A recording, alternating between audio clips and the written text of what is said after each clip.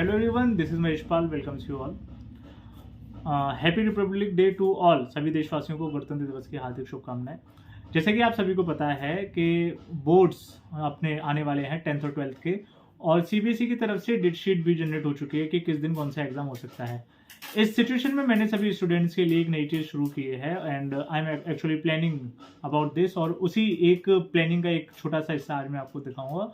Boards के हिसाब से कई सारे इंपॉर्टेंट टॉपिक्स होते हैं. कुछ टॉपिक्स जो कि सिर्फ बोर्ड में इंपॉर्टेंट नहीं है, आपके 10th 12th या आप अगर कभी हायर स्टडीज़ भी जाते हैं तो वहाँ पर भी वो आपके टॉपिक्स हमेशा साथ में रहेंगे. उसी तरीके के एक टॉपिक को आज की सीरीज़ में मैं कवर करने वाला हूँ. ज़्यादा टाइम ना लेते हुए सीधे टॉपिक पर आते हैं. जैसे कि मैंने आप लोगों को बताया कि हम लोग मेंस्ट्रुअल साइकिल के बारे में डिस्कस करेंगे. So first of all, what do you understand by the term menstrual cycle? Usually ध्यान से समझिएगा, मेंस्ट्रुअल साइकिल एक इस तरीके का प्रोसेस है जो कि नॉर्मली हर एक रिप्रोडक्टिव फीमेल के अंदर में देखने के लिए मिलता है.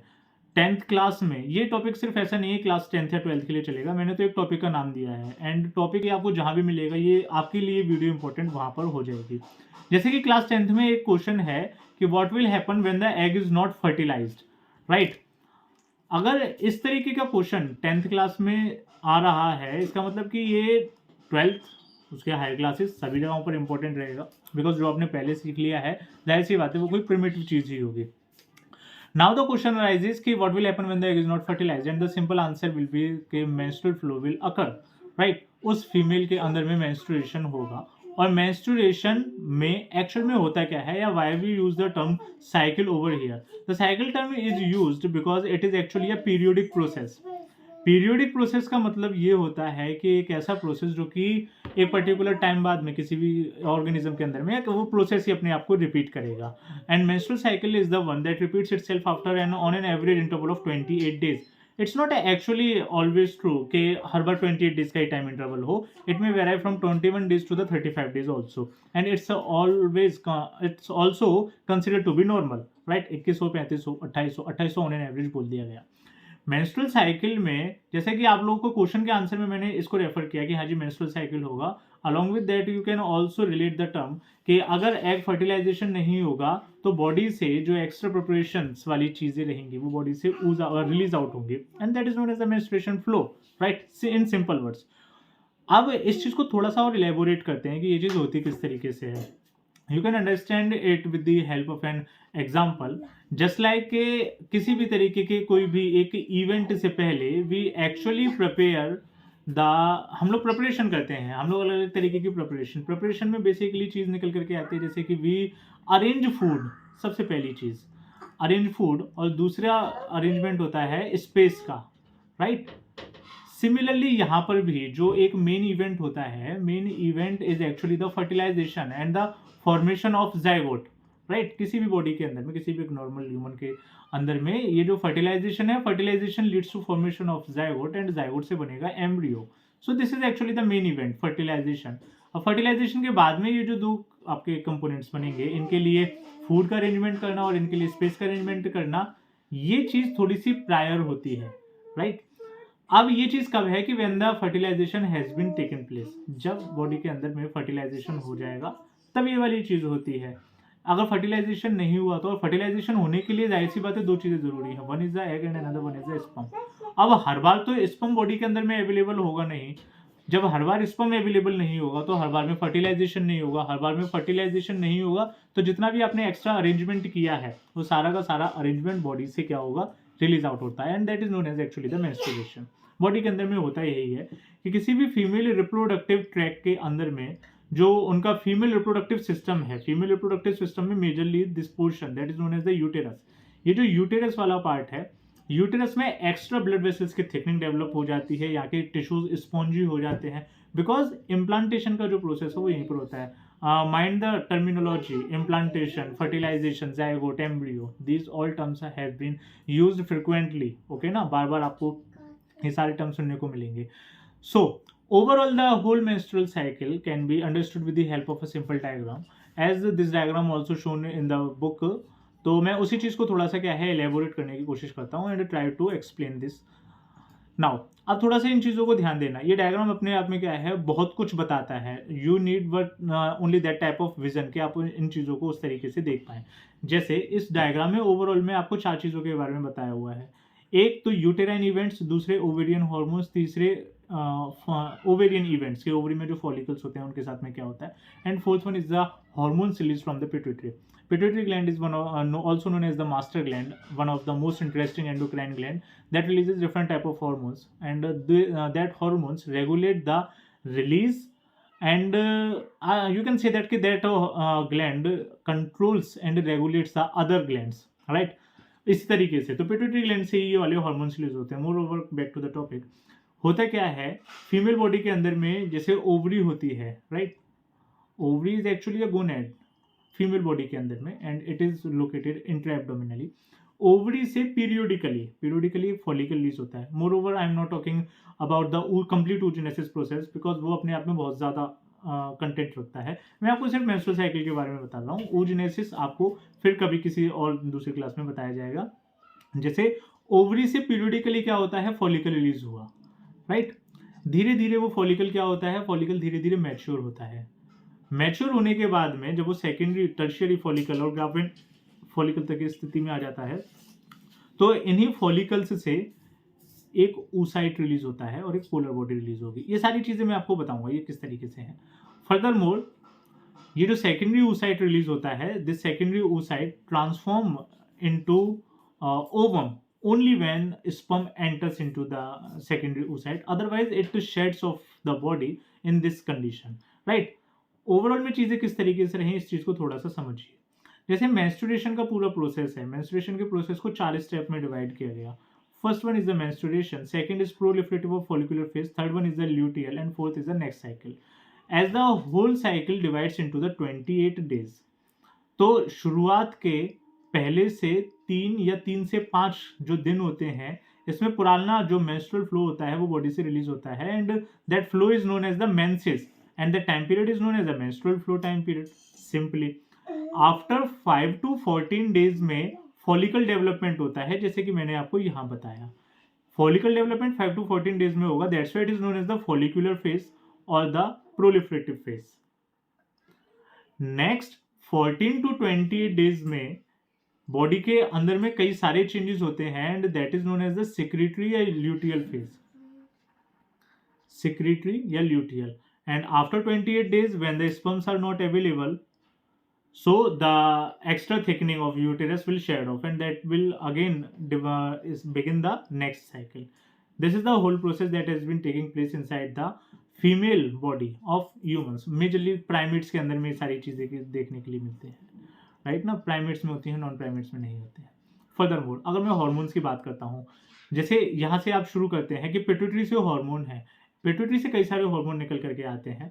कुछ हार्मोन आपको यहाँ दे रखे हैं, जैसे LH और FSH. आपको पिट्यूटरी से निकलने वाले कौन से हार्मोन के बारे में पता है, आप कमेंट बॉक्स में बता सकते हैं.